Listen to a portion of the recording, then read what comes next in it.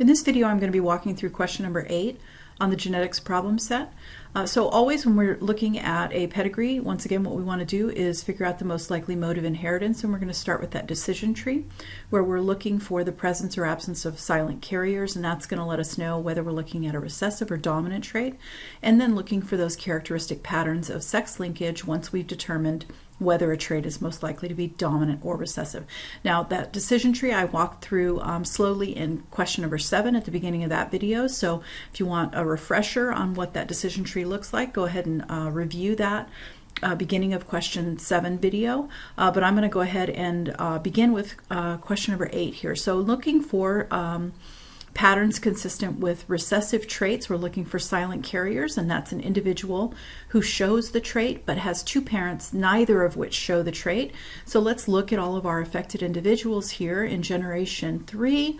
We have these two individuals from the same family. We look back at the parents. Mom also is affected. Look back at her parents. Dad is affected. Over here in generation 3, we have an affected individual. We look back at her parents. Dad is affected, and he's in the same family as that individual 2-8. So it looks like every single affected individual in this pedigree also has an affected parent, which is not consistent with the presence of silent carriers. So therefore, this trait is most likely to be dominant. And now we're looking for those characteristic patterns of sex linkage associated with dominant traits. And so there, what we want to do is find males who are showing this dominant trait and look at those daughters from those males. If it's a sex-linked trait, all of the daughters should also be showing the trait. So let's find some affected males. Here's an affected male in generation 1, individual 1-1.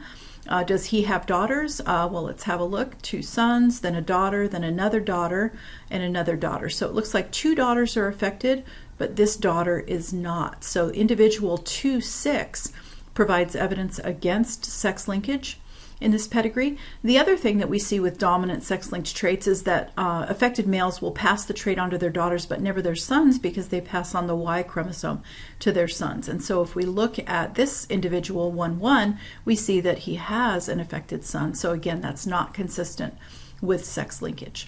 So 2 pieces of evidence in the pedigree telling us that this is most likely to be autosomal and not sex-linked. So autosomal dominant is the most likely mode of inheritance. Because it's autosomal and not sex-linked, we can assign any letter that we want to symbolize the trait. We don't have to keep track of our X's and Y's. So we'll use the letter A again, just because it's easy to distinguish between the capital and lowercase letters for the dominant and recessive alleles.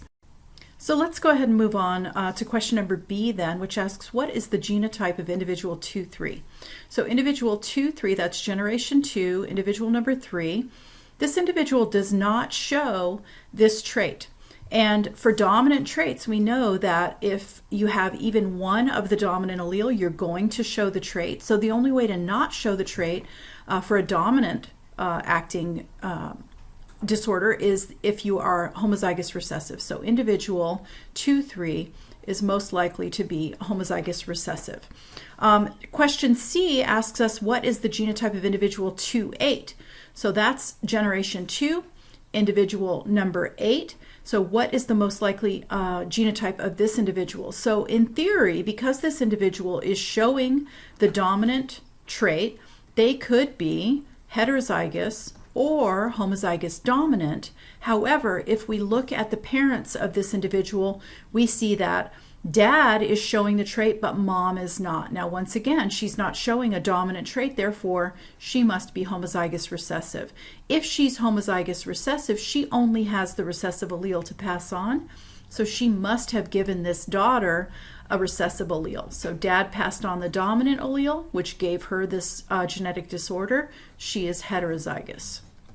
All right. Question number D asks, if individual 3-2 marries someone unrelated and has 3 children, what is the likelihood the first child will be affected and the other 2 children will not be? So we're looking at individual 3-2. So the very first thing we need to do in order to tackle this question is assign genotypes to these parents. So individual 3-2 not showing the trait, again, we said this is dominant, so if they're not showing the trait, they must be homozygous recessive. Now, one of the simplifying assumptions we make when evaluating pedigrees is that anyone who marries into the pedigree, unless we have information to the contrary, we assume does not carry the allele that is segregating in the family. And again, that's unless we have information to the contrary in the pedigree itself. So we assume that someone marrying in unrelated is also going to be homozygous recessive. So essentially what we have is this individual 3-2 who's homozygous recessive, having children with someone who's also homozygous recessive. Neither of them has the allele that causes this dominant trait. So the likelihood that they have any children who's affected is going to be 0, right? Any child who's affected is going to be 0. And so therefore the overall probability of this outcome is also 0. So let's move on to question number E then, which asks, if individual 3-6 marries someone unrelated and has 3 children, what is the likelihood the first child will be affected and the other 2 children will not be? And so individual 3-6 here in the pedigree, I'm going to scroll up a little bit so we can see. Individual 3-6 in the pedigree is affected by this trait. And so let's see if we can assign a genotype to this individual. So they're affected by the trait. They must have the dominant allele. Could they be homozygous dominant or are they heterozygous? Well, to evaluate that, we need to look back at the parents. They inherited this dominant allele from mom in this case. Dad is not showing the trait. Dad must be homozygous recessive. So this individual's genotype is heterozygous. They're marrying someone unrelated. Again, we don't have any information to the contrary, so we assume that they do not have this dominant allele. So essentially what we have then is an individual who is heterozygous, who is having children with someone who is homozygous recessive, and we're asking what is the likelihood that the first child will be affected and the other 2 children will not be. So for any given child, the likelihood that they are going to be affected is the likelihood that this individual 3-6 passes on this dominant allele, which is 1/2, right? 50% of the time they'll pass on the dominant allele, 50% of the time they'll pass on the recessive allele. So for a child to be affected, the probability is 1/2 that they inherit that dominant allele from dad. All right, so this question says, first kid is affected, we'll say affected, AFF, second and third child are not, and not. So likewise, the likelihood that this parent passes on the recessive allele, making their child unaffected, is also 1/2. So likelihood that the first child will be affected is that 1/2 likelihood that they inherit the dominant allele from their dad. The likelihood that the second child is not affected is 1/2 the likelihood that they inherit that recessive allele from dad, and same for the third child. Because we want this first child to be affected and the second child to not be affected and the third child to not be affected, these are 3 independent events we're expecting to happen together. We multiply across and the overall probability is 1/8. So question F then asks, if individual 3-6 marries someone unrelated and has 3 children, what is the likelihood they will have exactly 1 affected child and 2 unaffected children? So this is a little bit different than what this question in E was asking. In question E, the order was specified, right? The question stated that it's the first child who's affected and the second and third children who are not affected. In question F, the order is not specified. So any one of the 3 children could be affected, right? So we're going to have the same probabilities, but essentially what we have now is 3 different ways that this outcome could occur, right? So if we think about this, we have first child, second child, third child, 3 different ways this could occur. We could have the first child being affected, second and third not. Overall probability of that, we already figured out, is 1/8. The likelihood that the first child is not affected and it's the second child instead, third child not affected, it's going to be the same probability. And then first and second children not affected, third child is the one who's affected by the disorder, 1/8. right? So for each of these scenarios, the likelihood is 1 out of 8, but because this scenario or this scenario or this scenario could satisfy the outcome that has been asked for here, what we're going to do is add up these probabilities. So 1/8 plus 1/8 plus 1/8, overall probability is going to be 3 out of 8. Question number G asks, if this were a common trait in the population, would your answer to A change? So remember, A asked us to determine the most likely mode of inheritance.